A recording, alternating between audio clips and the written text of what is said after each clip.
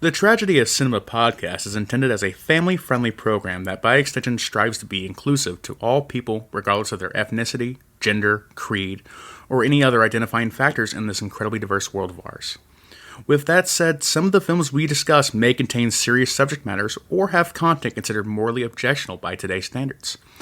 We do not intend to condone or dismiss these aspects of these films, but our primary focus will be on what we believe the film succeeds at, some fun facts, and our personal enjoyment factors of each film.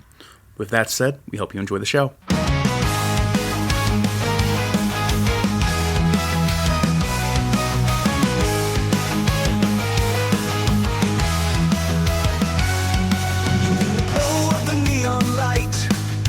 Jimbo and Bond take flight. 80s dreams on its delight. In the realm of black and white.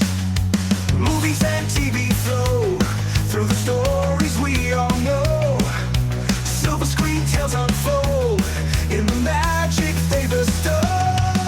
The tragedy of cinema, when memories shimmer.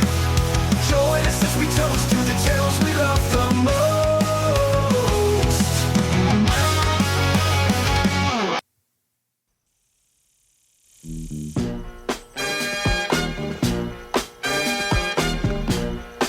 Are we gonna sing along? Yes, of course! I wanna put on my boogie shoes. Yeah! I wanna put on my boogie shoes. Hey, boogie with you.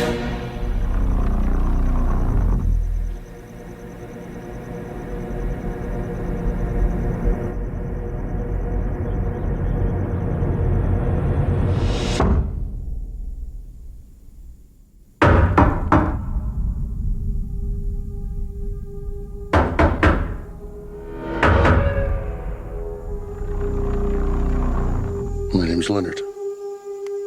Well, it's nice to meet you, Wim. Why are you here? I suppose I'm here to make friends with you. And your dad's too. But my heart is broken. Why is it broken? Because of what I have to do today.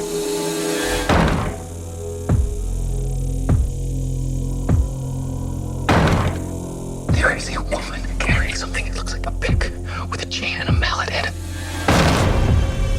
You see, the four of us have a very important job to do. In fact, it might be the most important job in the history of the world.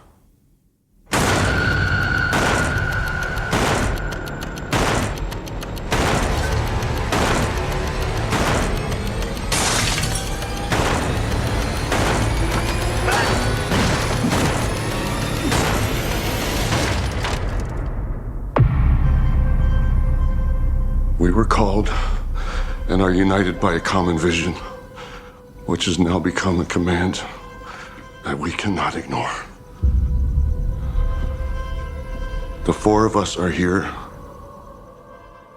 to prevent the apocalypse. Your family has been chosen to make a horrible decision. If you fail to choose, the world will end.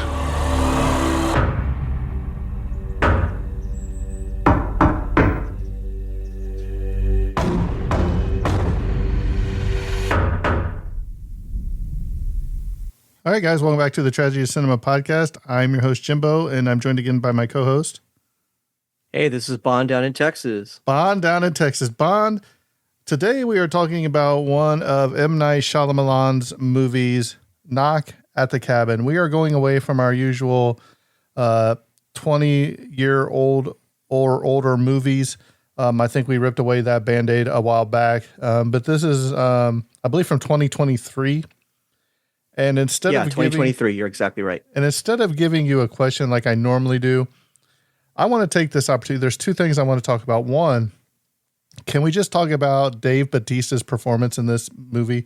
I mean, far from the comedic actor he was as Drax in Guardians of the Galaxy, this is actually a very, very, intense role that he plays in this. I believe he deserves a lot of credit for what he put up in this movie. I mean, I totally agree. I can't I can't get over the fact that this was like an ex-wrestler. They usually have this reputation of maybe not being the best A-listing quality actors, but his performance in this one just knocked me out of the park, man. I couldn't believe it. I was really impressed with everything he did. Me too. Absolutely. And the second thing I want to talk about, yes, this is an M. Night movie. And you know what? M. Night, he gets a lot of, I guess, hate or maybe judged harshly for some of his movies. But I want to take a stand right here and say, you know what? At least the guy's not putting out the same old stuff or remakes. He's actually trying to come up with some new material, and I appreciate that. And this movie right here, it had me on my edge of the seat probably within the first 5 minutes and didn't let you go till the end. I totally agree, man. We are talking about Knock at the Cabin, a 2023 American apocalyptic horror film by M. Night Shyamalan. I love his work. I have to totally agree with you in the fact that I don't know why people nitpick his movies to death. I think there's probably only one I really didn't care for, and that was The Lady in the Water or Lady in the Lake, whatever it was. Yeah, I agree. That was probably one of his weakest works. So what is your favorite M. Night movie? Well, let's just go right off the cusp because I don't think it gets any greater than The Sixth Sense. I think that one right there set the standard for a lot of twists and curves. I love that movie. I'm also a big fan of The Village. I thought The Village was really well done. It was almost like a 2-hour Twilight Zone to me, the way the twist at the end of that. I like the movie Old. Old was really well done, which we'll cover at some point on this podcast. I know you've seen it several times. This movie is fantastic too. I'm trying to think of did he do Signs? Did he do Signs too? He did Signs. Signs he did was Unbreakable. Good. Unbreakable was good, and then you started getting those other ones. What was the Split and Glass? Glass. Yeah, it kind of started losing me there, but Unbreakable was really phenomenal too.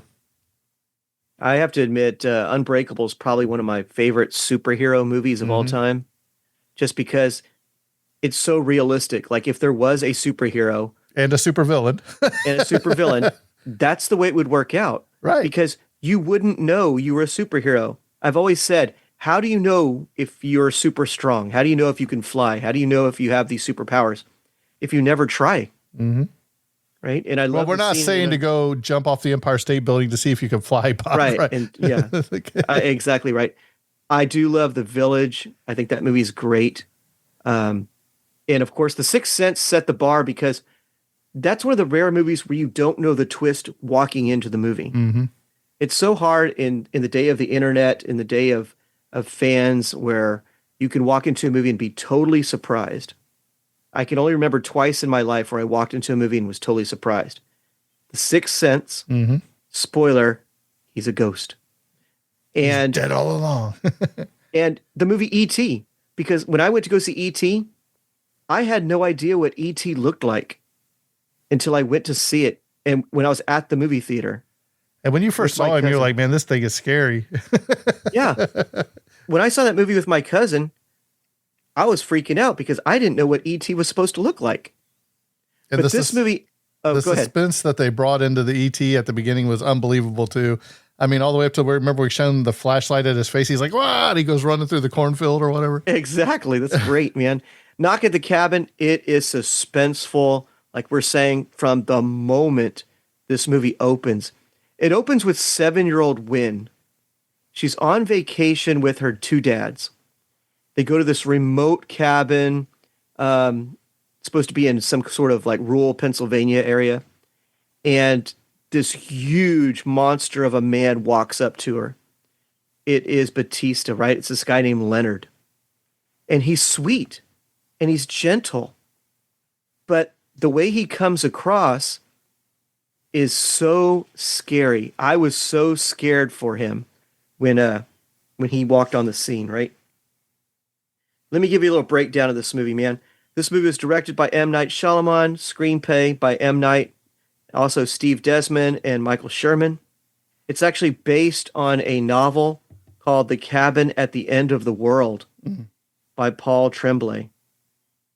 This movie stars Dave Bautista from wrestling fame. Did he have a wrestling name? Batista? Oh, it's not much of a stretch. Well, I mean, they spelled it a little differently. Oh, okay. He was Drax in Guardians of the Galaxy. He's also in the movie Knives Out, which I really enjoyed. Yeah, he's also in the movie Spectre. This movie has Jonathan Groff as Eric. Eric was in the television show Glee, and he's also the voice of Sven from Frozen. Do you like Frozen there, Bond? You know what? Frozen, I have mixed feelings about Frozen, only because I think Elsa is the villain. All the girls like Elsa. They want to dress like Elsa. I watch Frozen and I'm like, yeah, but she's the bad guy. Is she, though? She, like, doesn't she lock up her sister? Have you seen Frozen? Doesn't she lock herself in her own room so she doesn't hurt her sister? Remember? Because she's like, do you want to build a snowman? I guess. It's okay. It's one of those movies that were like driven to the ground. Yeah. Ben Aldridge plays Andrew in our movie.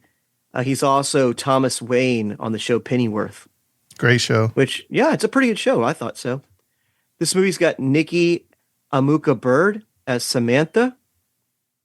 She's got lots of TV appearances, and she's also in the movie that we mentioned earlier, the movie Old, another M. Night movie. One of the most recognizable actors, I think, in this movie is Rupert Grint. Rupert Grint plays Redmond. Of course, he's Ron Weasley from the Harry Potter franchises, but now he's like a man, right? He looks like a man. He doesn't look like a little redheaded kid anymore. Abby Quinn plays Adrian. She was in the Transformers movie Bumblebee, and she's also in the latest remake of Little Women. If you look closely, you will find M. Night Shyamalan in the movie. He does like this Alfred Hitchcock kind of sneak appearance in there. Did you catch that? Was it the infomercial? Yeah, he's like making fried chicken in an infomercial. It was great. One of the unsung actresses in this movie is the 7-year-old little girl, Wynn. Fantastic job, man. Fantastic. Played by Kristen Kuhn. And I did some research. I couldn't find anything else she was in. She was in like one other movie that I don't think anybody's ever heard of, but I think that this is as far as her acting career goes, was this one big movie. And she was amazing in this movie. This movie has a runtime of 100 minutes, so a little over an hour and a half. The budget for this movie was $20 million in 2023, so a pretty reasonable budget. I think just the cost of getting Rupert Grint in the movie probably. Batista. And Batista, that's it. I mean, I don't see what other, there was no big, I guess some special effects, right? And the box office for this one was $54.8 million. So it almost tripled its money at the box office. Pretty big hit, right? Any movie you could triple your money, I think that's a pretty good one. So you want to give us a quick rundown of kind of like how the movie opens and what's it all about? Well, sure. So I guess what's their names? The two husbands' names? Let's see, Eric, Aaron, right? Or Eric and Eric and Andrew. Yeah, Eric and Andrew. They've basically got their daughter Wynn, and they're going. I guess they're on the vacation holiday, whatever you want to call it, and they're going basically get away from civilization. They go to this cabin in the middle of nowhere, and they pull up, and the two dads are out there bringing stuff inside. Wynn goes outside and she starts playing around, and she's got this jar, and she's going around catching grasshoppers. And she puts them in the jar, puts the lid on there, and she's like drawing butterflies and stuff. I do believe in like a little journal, if you will. And right there at that moment is when, it's all happy-go-lucky music and everything. And she looks up, and out in the distance, coming in between some trees, you see Leonard coming, which is Batista's character. And he's a big man. Let's face it. He's a big muscular man. You've seen him. And right then your heart stops because you're like, this little girl is out there all by herself. This big man's coming for her, and her dads are nowhere to be found. And the music changes right then and there. It kind of almost gets quiet. Like, I don't know. It's just so creepy. It's perfect. It is. And he's so nice. Oh yeah. He just walks up and he starts, hey, what are you doing? Are you catching whatever? And catching grasshoppers? She said, my dad said I'm not supposed to talk to stranger. And he goes, oh, well, hi, my name's Leonard. We're not strangers now. And she like shakes his like one finger or something. I was like, oh, that's such a great scene. I said, this this is about not to end well for this little girl, and we're not even 5 minutes in the movie. Because going into this movie, I had absolutely no idea what this was about. I had seen the trailer with some knocks on the door and the four guys, but that's as far as I knew. I really didn't have really high expectations for this movie when I was going in. I just like M. Night Shyamalan, and I thought, hey, I'm going to go see this movie. I just love the way he filmed that to show how much bigger his hand is compared to her hand. Massive. Right. Massive. Because they want to show how gentle and frail she is. And of course, there's the juxtaposition of her catching these little grasshoppers, these defenseless little grasshoppers, and she's trapping them. And so you see the parallel between what Batista's doing, what Leonard is doing compared to what she's doing with the little grasshoppers. Setting the trap is what you're thinking. Setting that trap. And he's kind of sad because of what he has to do. That's what he tells her, right? Yeah. There's just something I have to do. And come to find out, his job is to bring about the apocalypse.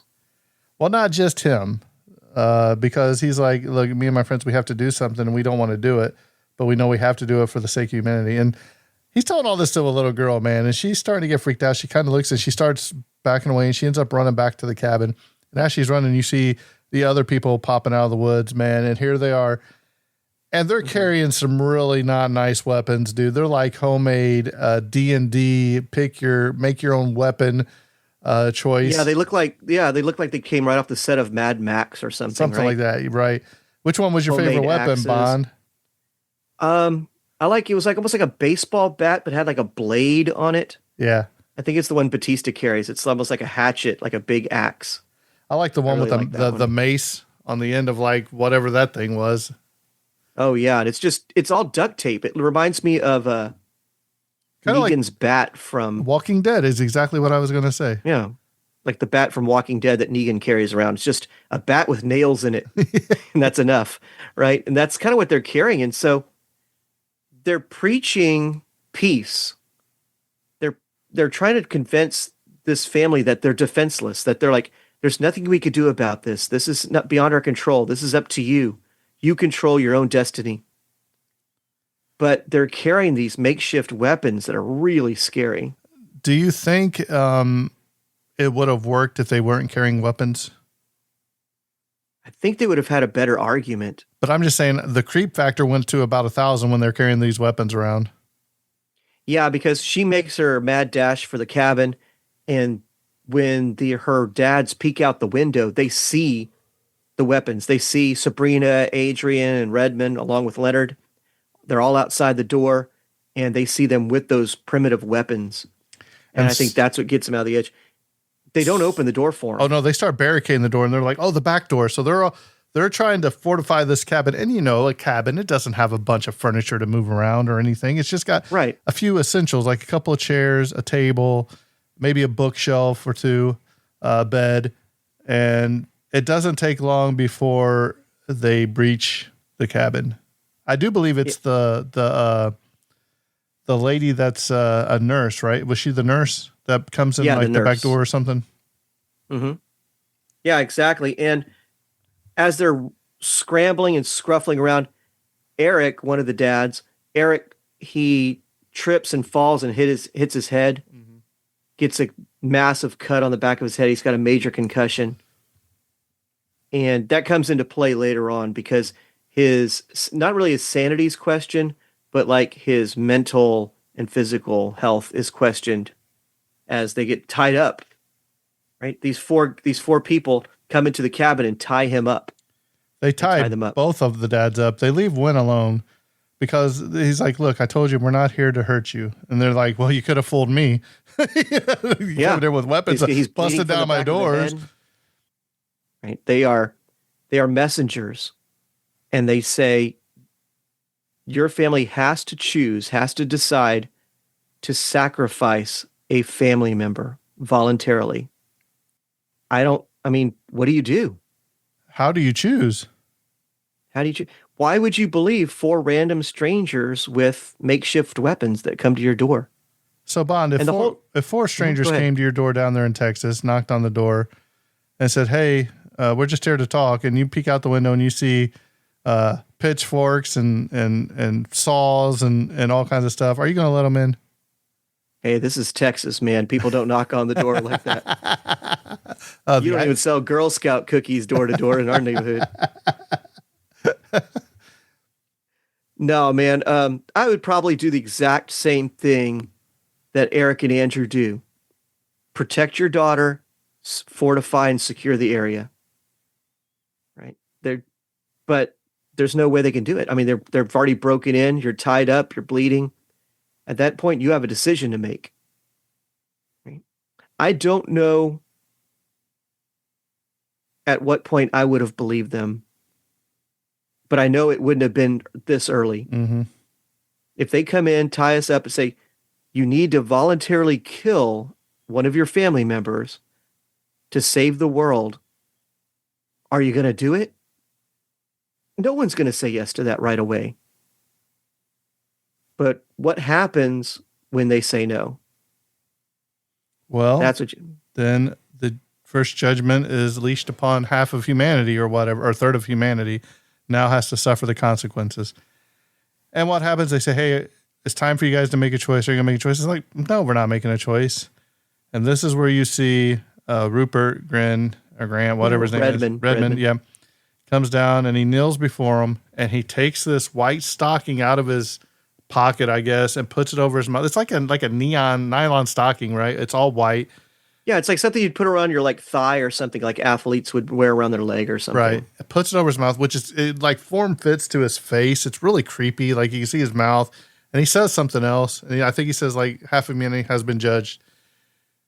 And the next thing you see, Batista, and I believe it's the younger lady, they take their weapons and they just both bury him right in the top of his head, dude. And the thing about this movie is it doesn't really show violence. It shows the aftermath of violence. And the way he shoots is really interesting because they tell him, they say, hey, have Gwen turn around. She doesn't need to see this.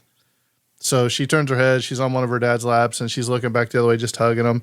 And they bury those, I'll say hatchets and sword or whatever into that guy's into his head. And you hear him fall to the floor and you see that white mask that he has on just start filling up with blood. And it's one way to get around, but I think the way they did it, it kind of makes it more scary because you really don't know. Yeah, that's what I was going to say. I think the way they did that was so much better, right? Just showing it like, we don't have to show blood squirting out everywhere or brain splatter. No, let's just show this pure white nylon turned dark burgundy and just have him hit the ground. And what I love is the fact that Redmond is begging for his life. Yep. He's begging and pleading. He knows what has to happen, but that doesn't mean he wants it to happen. Yep. So he's just snot coming out of the nose, bawling like crazy, pleading with them, pleading with everyone, just spare him, but they can't. They don't spare him. And Redmond's death unleashes the first judgment of humanity. And this is where Batista dragging Redmond's body outside. The girls are cleaning up the blood from the floor. And so they put his body outside and Batista says, now maybe you'll believe me. He's like, Gwen, we're going to have to turn to the channel because I think she had it on like Blue's Clues or something. There was some sort of she's watching some kind of little kid show. Right. Yeah. And they told her, they said, hey, you need to turn her. She doesn't need to see this. So they turn it on and you see this reporter's like, hey, an earthquake happened off the coast of Hawaii, I think, or Russia, one of the two. Mm-hmm. And, be prepared. It's going to change the structure. There's going to be tsunamis or whatever. And then they click over to like this beach scene and they're like, oh, wait, we getting word there's another tsunami. And as this lady's filming her friends or it's the reporter, whoever, I can't remember, and they look out, there is this wave coming, Bond. How high would you say that wave is? That wave is 100 feet, if an inch. At least 100 feet. It's huge. And what I love about that scene is you see this huge wave coming and everybody on the beach just stands there and watches it. Yeah. Until it starts getting a little bit too close. Well, they didn't really have any warning, right? It was just right. You're on the beach having a good time and there's just this wall of water coming towards you. And at first you're just like, whoa, look at the size of that wave. And then you realize it's getting closer and closer. And then by the time it comes and hits the shore, it's over. There's nowhere they could have run anyway. No, it went so far inland. There's no way they could have survived that. Yeah, and if they were in a building, that building would have been washed away. Oh yeah. You know what it reminds me of? It reminds me of the scene in Signs where they go to that. It's like a Mexican birthday party, right? A birthday party in Mexico, and it's like a found video footage of the alien, and their kids are having fun in the backyard, and all of a sudden there's like an alien in the backyard. It just walks across the Just walks across the backyard and like looks at the camera. That scene gives me goosebumps. When I saw this scene, similar home video footage type, it gave me goosebumps to see the size of that wave just coming in and crashing. Oh yeah, it was scary, dude. But would that be enough to say, you know what? I think I need to kill a family member. For these two, no. No, of course not, right? Because he's like, the two dads are starting to talk, and they're like, hey man, maybe there is something to what they're saying. And the other guy, he's probably got a more, I don't know, would you say like, I don't want to say a level head, but more logical head on, because he's like, did you see the date? He's like, that was like however long ago. He said they could have taped that. They could have tapped into our TV system and showed us these things play. And pressed play. He's like, there's no way it's real. It's not happening. Mm-hmm. I agree. But the problem is that later there's another decision to make, right? More time goes by, and Leonard says, have you made a decision? Have you decided what to do? We can't force you. We can't choose for you. You must decide. And the two dads still won't decide. They won't pick. No one wants to sacrifice. And so the second plague on Earth happens, right? Mm-hmm. And so the second one is that the planes falling from the sky? Let me think. Or is that the deadly flu? I think it's the flu. I think planes are 3 because they step outside. Remember when Leonard talks to him out on the porch or whatever? You're right. Yeah, so this one's like a deadly flu. Like coronavirus? Yeah. It's bad. It's wiping out whole countries at this point. And now is this the younger lady that's with them? Not the nurse, but the other lady? This is Adrian, yeah. So they sacrifice Adrian. And I'm telling you, man, this right here, this got to me, because she's like, look, she said, I don't care if you believe me or not, or you believe it or not. She said, I have a son. And she said, in order to save my son, will you make a sacrifice of yourselves? Or are you going to, in my heart right there, man, I'm like, she's like, look, here's a picture of him. And I'm just like, man, that now, if I didn't believe you before, and now you're saying all this, I'm like, and I think one of the dads says, well, why would I give up one of my family members to save one of yours, or something like that? And I was just like, exactly. Well, here we go. This is going to be sad any way we go around here. So obviously they say, hey, will you make a choice? And they're like, no. What she have to do, she puts that nylon sock over her face. Mm-hmm. And they have to take care of her too. And this time they clean up the mess and they put her in the bed. Yep. In one of the back bedrooms and lock at the door. But did your heart tug for that lady? Oh, of course, man. Because these aren't evil people. They're not monsters. They're just normal people off that the all streets. have the same vision. They all have the same dream. They all have the same vision. They all have jobs that they go to and families to support. They don't want to be there as much as that family doesn't want to be there. And this is where they turn the TV on again, and you see that, hey, this thing's killing, this disease is killing people at a multiple rate, quicker than like the Black Plague or something, I think they say, or something like that. It's a huge virus. Huge. Just tearing across it's the globe. worldwide. Yeah. And it's not something, this is going to be catastrophic. And this is where I do believe the dad that has the logical head, I'm not the one with the concussion. He's like, look, he said, I know that guy. That guy that they first killed, it was the guy that was, because this has a lot of flashbacks in it. And the way they tell the story is they're showing flashbacks to in the past to bring you to the present. And they're like, that guy right there, that guy was the guy that beat me up in the bar because we were homosexual or whatever. Mm-hmm. And that was Rupert. That was Redmond. And the way they intertwine these stories together, it's fantastic, the storytelling.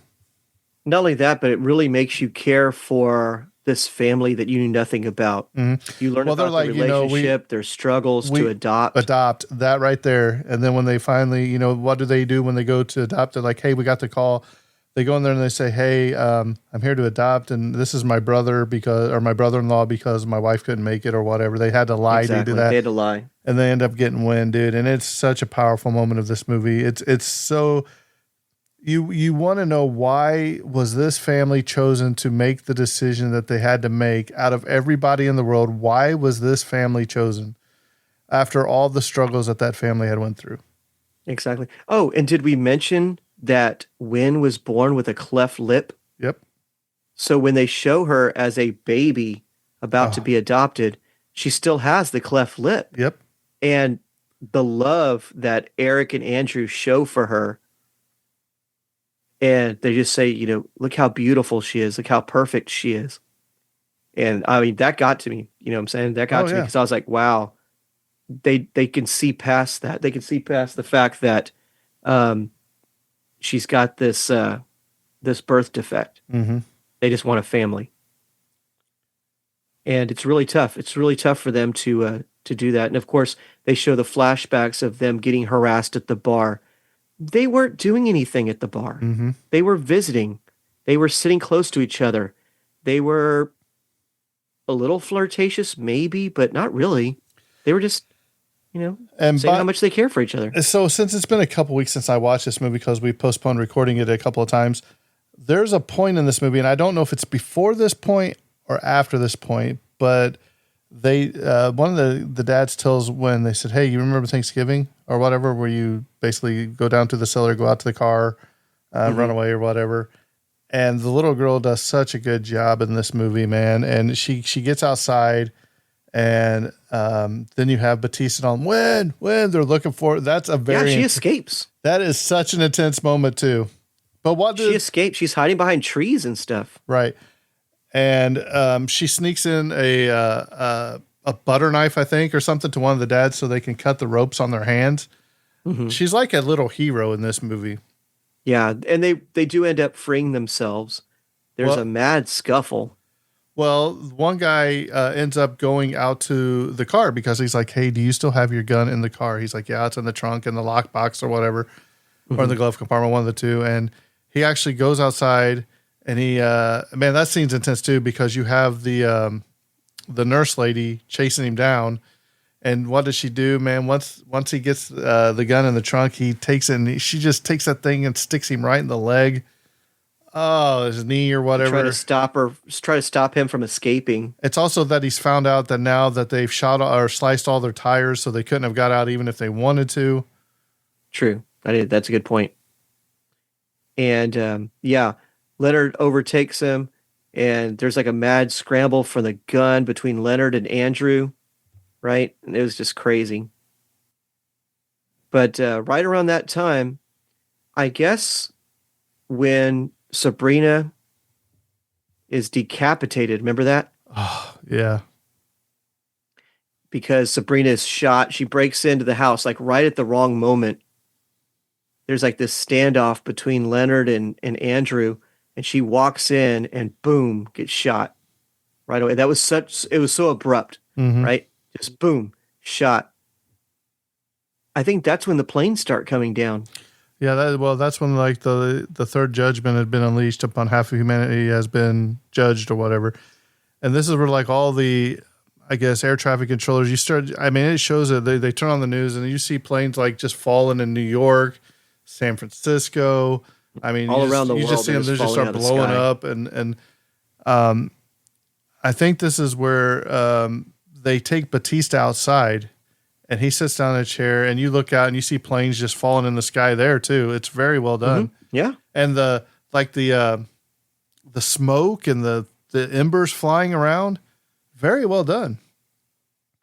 Well, near the end of our movie, Leonard tells them that it's time for him to go. They still haven't made a decision. They still haven't made a choice.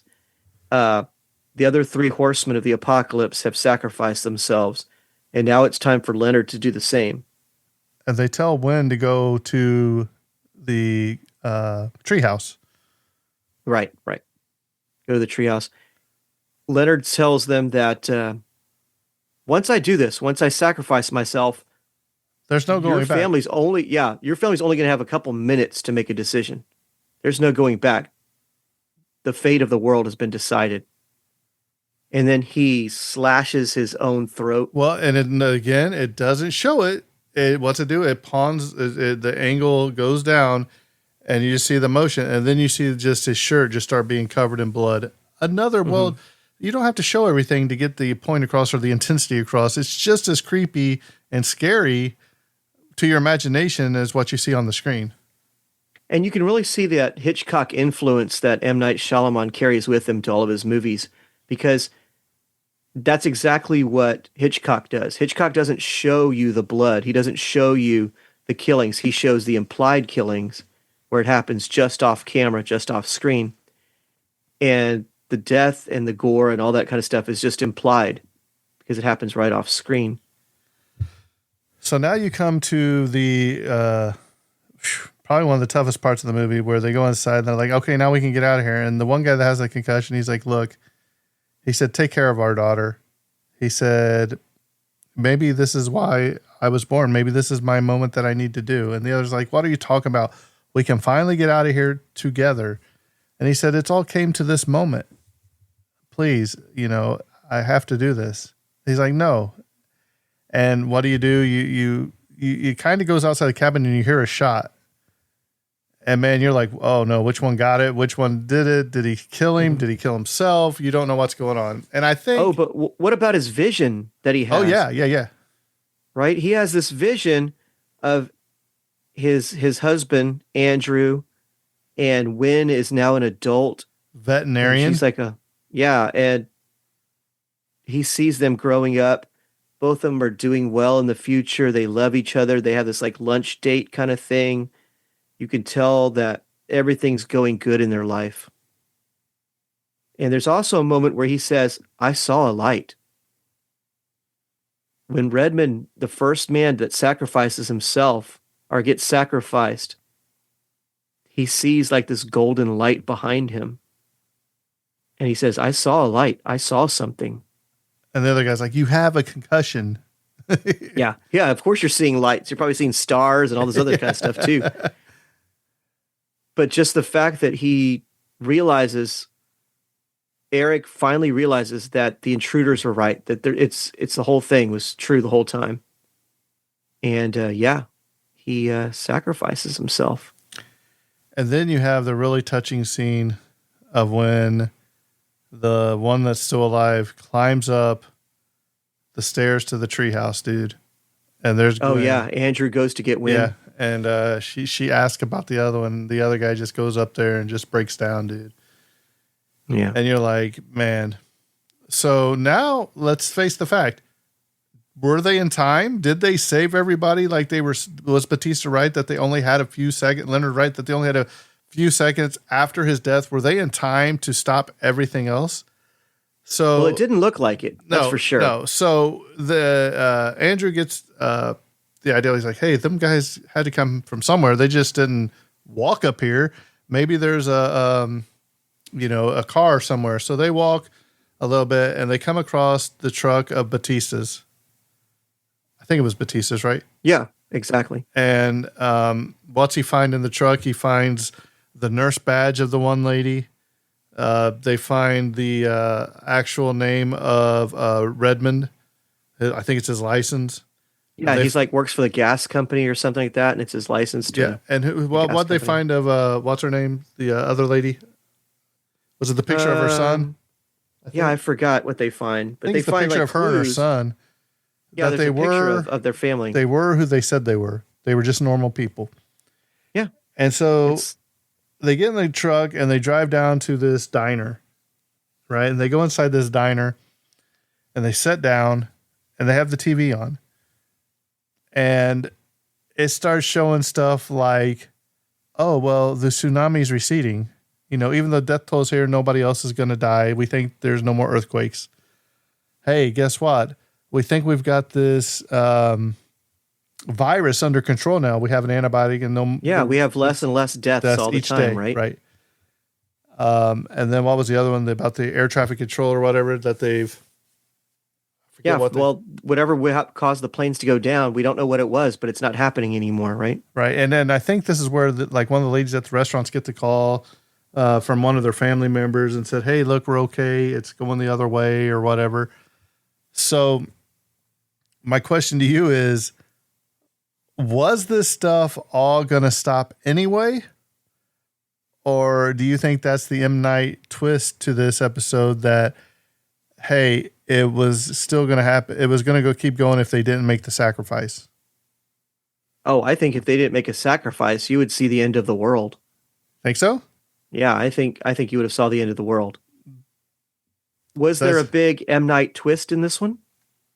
Like there was in Sixth Sense? That's what I'm saying. I think the twist is if they wouldn't have made the sacrifice at the end, would it have still went on? Or would it have stopped like they showed in the cafe? I think it would have went on. I think that you would have seen the end of the world, man. If they didn't make a sacrifice, they would have watched the world crumble around them. I think that would have been a great alternate ending to have all three of them standing like on a ledge or a cliff. Overlooking it or something? Overlooking it, and you just see the apocalypse happening. Yeah. Knowing that it's too late. And end of the world. I think another really... Okay, I'm going to go into some trivia here now since we're pretty much wrapped the movie up. Basically, those are the four horsemen of the apocalypse from the book of Revelation in the Bible. And how cool would it have been able to see them on their horses? Like, hey, he rode upon a pale horse. I got that in my notes. He rode upon a red horse, whatever. I think it would have been cool at the end if they would have said no and they had him on the cliff or whatever, looking down over the cities and you just see the horses and then take one last look at it, win and all of them, dude. That would be crazy. See the horses go off into the sunset type thing. Yeah. So in a 2023 interview with Screen Rant, M. Night Shyamalan, I was just going to call him M. Night because I'm going to slaughter his name every time, explained how he came to cast Dave Bautista. He thought, this is an impossible role. A giant who can emote and do 30 pages of monologues. This doesn't exist. This person does not exist. And I was like, wait a minute. What about that guy in Blade Runner 2049 from 2017? I don't know much about I didn't know much about wrestling, so it wasn't like I had that in my head. And probably if I had, I might have been blinded by the fact that this person was an amazing actor. They said his name was Dave Bautista, and so I reached out. And then Dave reached out, and then we met again. And then we met. And when I spoke to him, I found a human being who was ready to start over again, take away all the success that he had and unlearn it and then start over. He just wanted to be proud of himself. And I was like, I'm down, brother. Let's do it the right way from beginning to end. And he's like, I don't care if I can do this. And I go, but I do. So here's something, Bond. At the premiere in some of the cinemas, at the entrance, the spectators were asked to give up something they cared for the entire duration of the film in exchange for a gift at the end. If you chose yes, then your smartphone was bagged and sealed. By handing over the still sealed envelope at the exit, you received a nice prize. The initiative read, make your choice, because that's what Bautista always says in the movie. Yeah.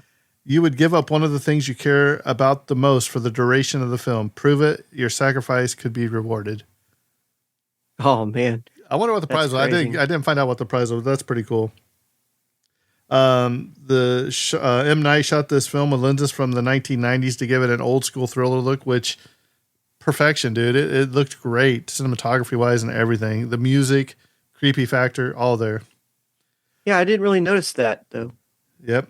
The release was originally set for February 17th, 2023, before being brought forward by 2 weeks as to avoid competition with Ant-Man and the Wasp's Quantumania from 2023. And yes, this is, last but not least, this is M. Night Shyamalan's first R-rated film since The Happening in 2008. So, Bond, I'll let you go first. Bond, what's your thoughts, feelings, and ratings of this movie? Man, that's a great one. Oh, I have one little bit of trivia. That Bautista had to put on weight. He got up to 315 pounds for the role. Man. Had to put on weight. He's normally about 240. So he went from 240 to 315, and he had a really, really hard time losing that weight after the movie. Oh, I bet. The older you get, it's harder to lose. Ask me, I know. It's probably hard to shed 70 pounds after. Wow. So that's crazy. I love this movie. Like I said, I'm a big M. Night fan. I love his movies. This one falls right in there with the others. This one gets you from the very, very beginning. You're intense. As creeped out as you are watching The Sixth Sense, that's about how suspenseful this movie is. You're on the edge of your seat. You don't know which way to go. You don't know what's going to happen next. He captures that tense moment perfectly and is able to hold you for 100 minutes of just what would you do? Can you do? Because I love that deeper questioning of what would you do if this was your family? Could you sacrifice your daughter? You have a daughter. I have a daughter. Could we sacrifice our daughter for the sake of mankind? The easy answer is yes. Of course we can. But would we? But, Is the but harder would you question. with your daughter right there in the room? And I guarantee some planes would be going down if it was my choice because it would be hard. I think that I give this movie an 8 out of 10. It's that good. If you haven't seen this movie, check it out on check it out. Get back to us on Facebook. See what you think. See what we left out because Jimbo's exactly right. We had originally planned to record this about 2-3 weeks ago, but delays, technical difficulties, and life got in the way. So there's probably some important things we left out. There's probably some deeper hidden meanings in there. So if you know of any of those, let us know. But wait, Bond, there's more. I forgot I have 2 more pages of spoilers. Uh-oh. I missed them. What happened? Well, I don't know. I had a Bond All right. moment. Well, all right, here we go. Put my 8 out of 10 on hold then. Yeah, hang on. So the new satellite, a broadcast of the strong earthquake in the Pacific off the United States western coast, uses real satellite footage from January 15, 2022, violent underwater eruption of the Hunga Tonga Hunga Haipai. The eruption was so immense, the shock waves traveled around the globe at least twice and was heard, or at least sensed, as far as New Zealand, roughly 2,382 kilometers away. Okay, is that the one? There was a big tsunami around that time where I remember they had motorcycles from Japan were washing up on the shores of California. When was Fukushima or whatever, when it destroyed that reactor, the nuclear reactor? Was that one too? Oh, yeah. I don't know think if it that was the same before one. that, wasn't it? I think so. But I just remember there was a huge tsunami where material and things from Japan were washing up on the California shoreline. So, Bond, I think you might want to read the novel because this next piece of trivia is probably going to break your heart. So, Andrew does not kill Eric in the novel, right? Although its ending is at least equally as tragic. Instead, their daughter Wynn is killed during the struggle over the gun. So while them 2 guys are fighting, they accidentally shoot and kill Wynn. Wow. Now you talk about Now you talk about heartbreak. That just changes this whole complex of this movie. Can you imagine living with yourself after that? Wow. So I'm wondering why they changed it. I mean, other than the fact that they didn't want to shoot a little 7-year-old girl on TV, probably.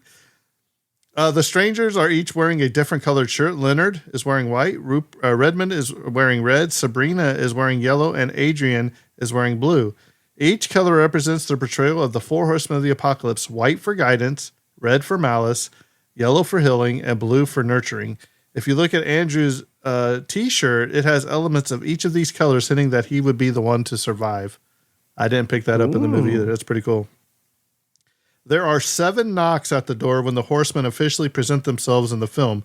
According to the book of Revelation, the end times will have a 7-year period of tribulation where there will be 7 sealed scrolls presented to Jesus Christ. Upon Christ opening the 4th scroll, the horsemen are unleashed in a specific order. The first horseman, Conquest, rides a white horse. Leonard wore a white shirt and was the leader of the 4. The second horseman, War, rides a red horse. Rory wore a red shirt and has red hair and was aggressive. The third is Famine on a black horse. Adrian wore dark clothing and had a passive and nervous personality. The last horseman is Death on a pale horse. Sabrina wore a pale yellow blouse and was furtive and desperate. Very nice. I knew they represented the 4 horsemen of the apocalypse, but I never could make the connections like that. Right. Where the colors and their personalities and stuff matched it. So the 4 visitors represent the White Rider, Red Rider, Black Rider, and Pale Rider, although altogether known as the 4 horsemen of the apocalypse. As Eric realizes by the end of the movie, all 4 visitors approach the cabinet in the same order the horsemen appear in the book of Revelation. The practice that Wynn walks out of when she's a veterinarian from the vision of Eric with her father is an actual animal hospital in Westchester, Pennsylvania. The address is 108 South High Street, Westchester, Pennsylvania, 19382. And last but not least, definitely last now, scenes at the end of the movie in a roadside eatery were filmed at Evergreen Dairy Bar on Route 70 in, depending on who you ask, Medford or Vincenttown, New Jersey. Evergreen signs were changed for the filming. All right. Cool. So, Bond, I have to agree almost with everything you said.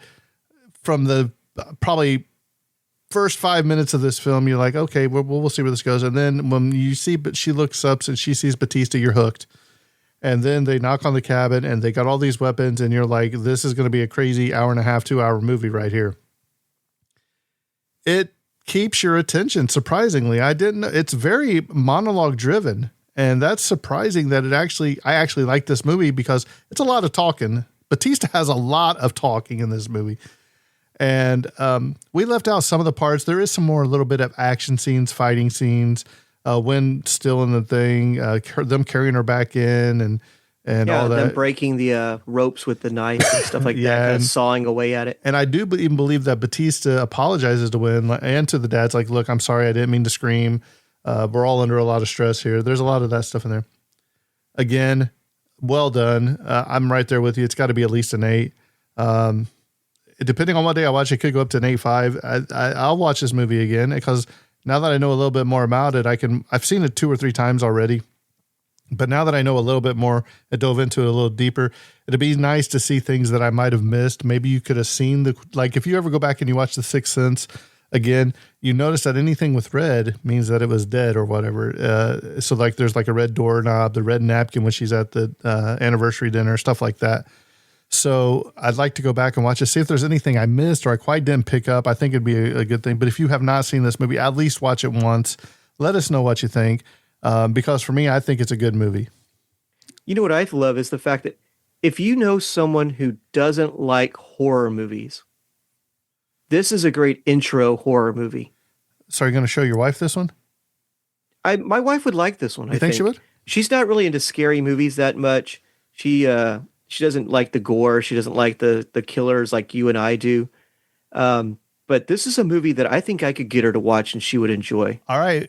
Make sure you tune back in when Bond gives a special report after Rose's wife watches this movie. After 10 minutes, she turned it off and either one of two things is going to happen. Either she's going to like it or there's going to be a sacrifice made, right? She made her choice. Either that or you'll see me with a white nylon stocking across my face.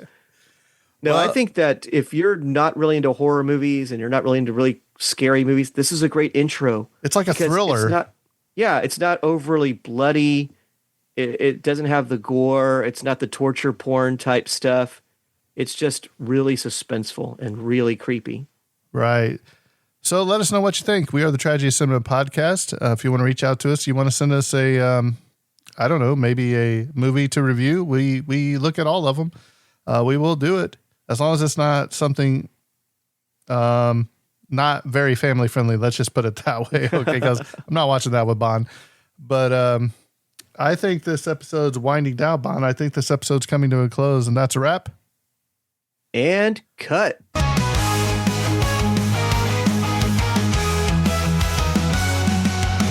tragedy of cinema, where memories shimmer. Join us as we toast to the tales we love the most. The tragedy of cinema, where memories shimmer. Join us as we toast to the tales we love the most. Those we love the most.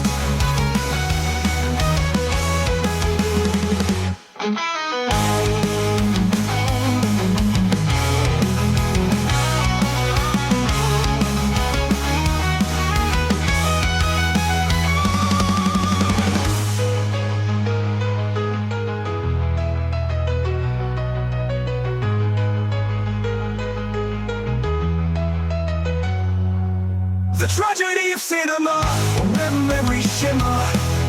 Join us as we toast to the tales we love the most. To the tales we love the most. The tragedy of cinema, where memories shimmer. Join us as we toast to the tales we love the most.